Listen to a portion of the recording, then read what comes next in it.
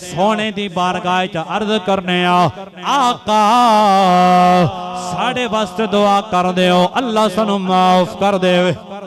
सहाबा हुजूर दी बारगाह च आए, या रसूल अल्लाह होर कुछ नहीं, बस ये साडी अर्ज है, साढ़े वास्ते दुआ कर दियो कि अल्लाह सानू माफ कर देवे।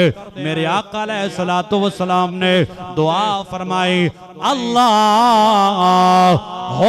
गफिर लि अंसार, अंसार साहबा दी बख्शिश फरमा दे, इन्हां माफ करने।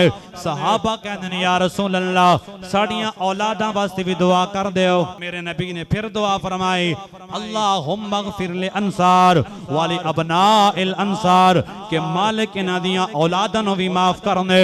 सहाबा कहंदे या रसूल अल्लाह फिर उन्हां दियां औलादां वास्ते भी दुआ कर दियो। आका करीम ने दुआ फरमाई, वाली अबना इल अंसार, अल्लाह इन्हां दियां औलादां नू भी माफ करने। या रसूल अल्लाह साड़ियां औरतां वास्ते भी दुआ कर दियो। मेरे नबी ने फिर दुआ फरमाई, वाली निसा इल अंसार, यानी मेरे आका ने दुआ फरमाई है, अल्लाहुम्मा गफिर लि अंसार वाली अबनाइल अंसार वाली अबनाइल अंसार वाली निसाइल अंसार वाली मवाली अल अंसार।